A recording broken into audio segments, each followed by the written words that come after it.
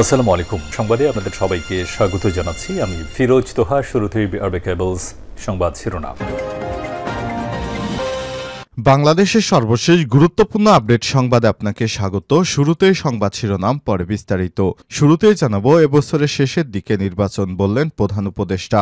অন্তর্বর্তীকালীন সরকারের প্রধান উপদেষ্টা অধ্যাপক ডক্টর মোহাম্মদ ইউনূস জানিয়েছেন, এবছরের শেষের দিকে অর্থাৎ ডিসেম্বরে অন্তর্বর্তীকালীন সরকার নির্বাচন দিতে চায়। তিনি অন্তর্বর্তীকালীন সরকারের সংস্কার কর্মসূচি বাস্তবায়নের উপর জার্মানির সহযোগিতা চেয়েছেন। আর জার্মানির রাষ্ট্রপ্রতিনিধিদের সঙ্গে বৈঠক শেষে সব কথা জানান তিনি।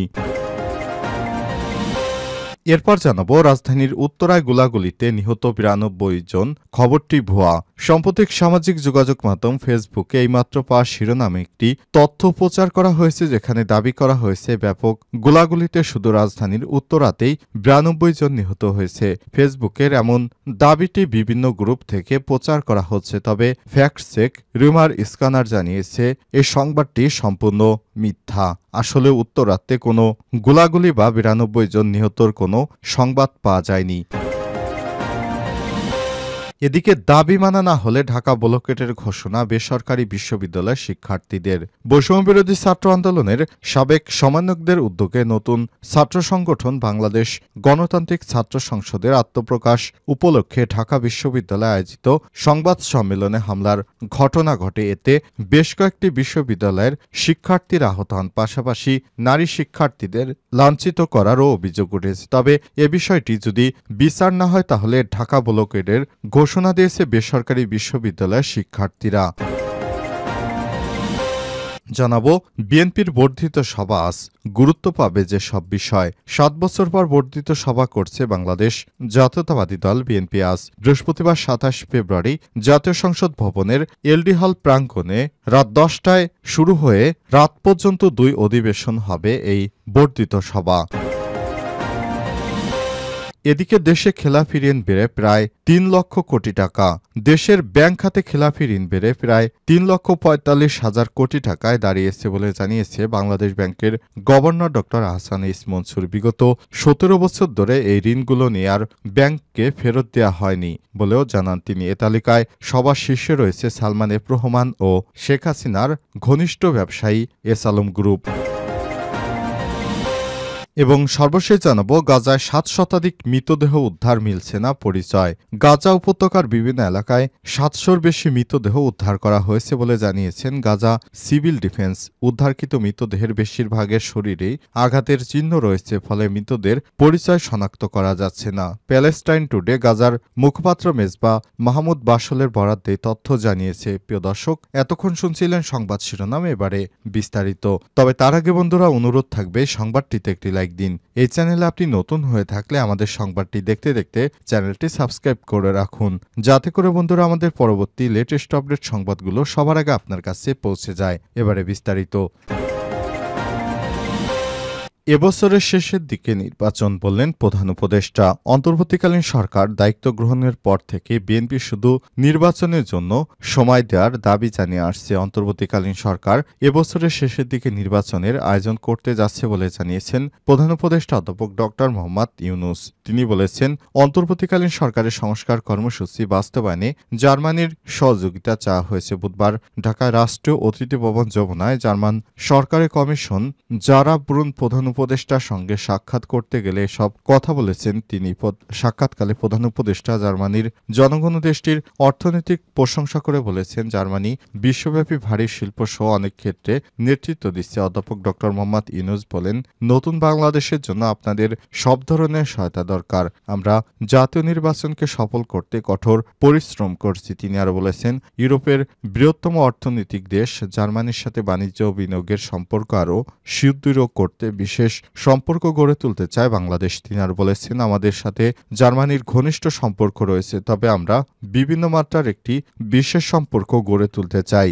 যারা ব্রুন সামাজিক ব্যবসা ক্ষুদ্র ঋণ সম্পর্কে ধারণা নিতে বাংলাদেশে সফর করছেন। তিনি অধ্যাপক ডক্টর ইউনূসের নেতৃত্বের প্রশংসা করেছেন এবং তার নেতৃত্বে বাংলাদেশের সমৃদ্ধির পথে এগিয়ে যাবে বলেও আশা প্রকাশ করেছেন। তিনি বলেছেন, আমি আপনার কাজের বড় অনুরাগী। তিনি জার্মানিতে সামাজিক ব্যবসা চালু করার ব্যাপারে আগ্রহ আগ্রহ প্রকাশ করেছেন। ডক্টর ইউনূসের 3-0 তত্ত্ব নিয়েও কাজ করার বিষয়টি আগ্রহের সঙ্গে দেখা হচ্ছে। উত্তরায় গোলাগুলিতে 92 জন নিহতের খবরটি পুরনো।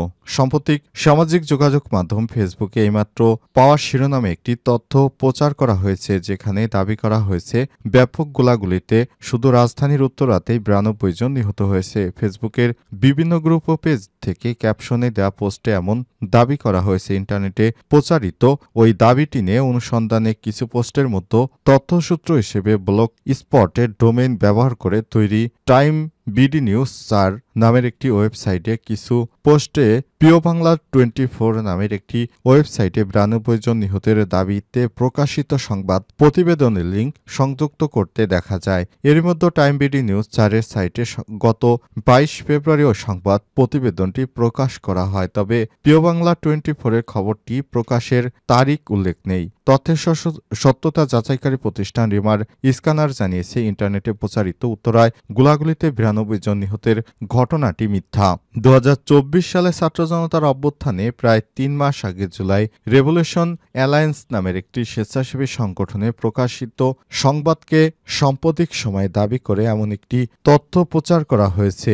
এদিন ইন্টারনেটে প্রচারিত পোস্টগুলোর সূত্র হিসেবে উল্লেখিত ওয়েবসাইটটি প্রতিবেদন থেকে জানা গেছে, গত 7 ডিসেম্বর এক সংবাদ সম্মেলনে জুলাই রেভলিউশনারি অ্যালায়েন্স নামের একটি সংগঠন ছাত্র জনতার আন্দোলনে রাজধানীর উত্তরায় 92 জন নিহতের তথ্য জানায়, যার মধ্যে বেশিরভাগই ছিল শিক্ষার্থী। ওই দিন উত্তরায় 10 শহীদের স্বজনেরা ছাড়াও স্বেচ্ছাসেবী সংগঠনটির নেতৃত্ববৃন্দ উপস্থিত ছিলেন। অর্থাৎ ফেসবুকে প্রচারিত সংযুক্ত দাবিটি হচ্ছে জুলাই অভ্যুত্থানের সময় বর্তমানে এমন কোনো ঘটনা ঘটেনি।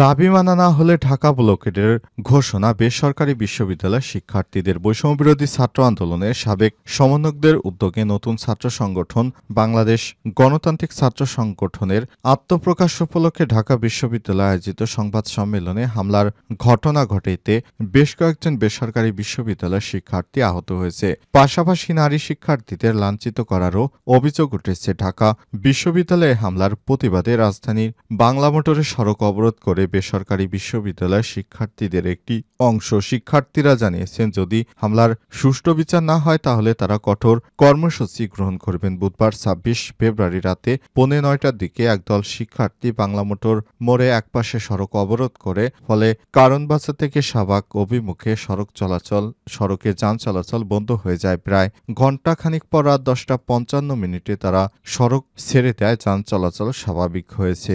বিষয়টি নিয়ে বৈষম্যবিরোধী শিক্ষার্থীদের সঙ্গে তাদের আলাপ আলোচনা হবে। এরপর তারা যদি এ বিষয়ে সিদ্ধান্ত নেয় তাহলে বড় ধরনের আন্দোলনের ঘোষণা দিয়েছে বেসরকারি বিশ্ববিদ্যালয়ের শিক্ষার্থীদের সংগঠন। বিএনপির বর্ধিত সভা আজ গুরুত্ব পাবে যে সব বিষয়। 7 বছর পর বিএনপি বর্ধিত সভা করার সুযোগ পেয়েছে। বিগত 7 বছর আওয়ামী লীগ সরকারের বিভিন্ন মারমুখী কারণে বিএনপি মাঠে দাঁড়াতে পারেনি। 7 বছর পর বৈষম্যবিরোধী ছাত্র আন্দোলনের নেতাকর্মীদের কারণে বাংলাদেশ থেকে স্বৈরাচার শেখ হাসিনা পালিয়ে যাওয়ার পর বিএনপি সুযোগ পেয়েছে এবার তাদের বর্ধিত সভা করার। 7 বছর পর তাই বর্ধিত সভা করছে বাংলাদেশ জাতীয়তাবাদী দল বিএনপি। আজ বৃহস্পতিবার 27 ফেব্রুয়ারি জাতীয় সংসদ ভবনের এলডি হল প্রাঙ্গণে সকাল 10টার শুরু হয়ে রাত পর্যন্ত 2 অধিবেশন হবে এই বর্ধিত সভা। বিএনপির সূত্র জানায়, আগামী ত্রয়োদশ জাতীয় সংসদ নির্বাচনকে সামনে রেখে নির্বাচনী প্রস্তুতিসহ সব দলের পরিকল্পনা এ সভায় সর্বাধিক গুরুত্ব পাবে। বিগত আন্দোলনের মূল্যায়নের পাশাপাশি আগামী সংসদ নির্বাচন পর্যন্ত দলের কর্মপরিকল্পনা কি হবে সে বিষয়ে মতামত নিতে এই সভা ডাকা হয়েছে। তৃণমূলের নেতাদের বক্তব্যের মধ্য দিয়ে সংশ্লিষ্ট সংসদীয় এলাকার সম্ভাব্য প্রার্থীদের অবস্থান, জনপ্রিয়তা এবং নেতাকর্মীদের সঙ্গে তার যোগাযোগ কেমন হবে সেই চিত্র উঠে আসবে বলেও ধারণা করা হচ্ছে। সভায় জেলা, মহানগর ও উপজেলা, থানা, পৌরসভা বিএনপির সভাপতি, আহ্বায়ক ও সাধারণ সম্পাদক, সদস্য সচিবরা বক্তব্য দেবেন। সভা উপলক্ষে আমরা বিএনপি পরিবার আস্থা নামে একটি ম্যাগাজিন প্রকাশ করেছে। সকালে সবাই তারেক রহমানের বক্তব্য বক্তব্যের পর দুপুরে বক্তব্য দেওয়া শুরু হবে। রুদ্ধদ্বার অধিবেশন, সেখানে তৃণমূল নেতারাও বক্তব্য দিয়েছেন। পরে সমাপনীতে রাতে তারেক রহমান বক্তব্য দিবেন।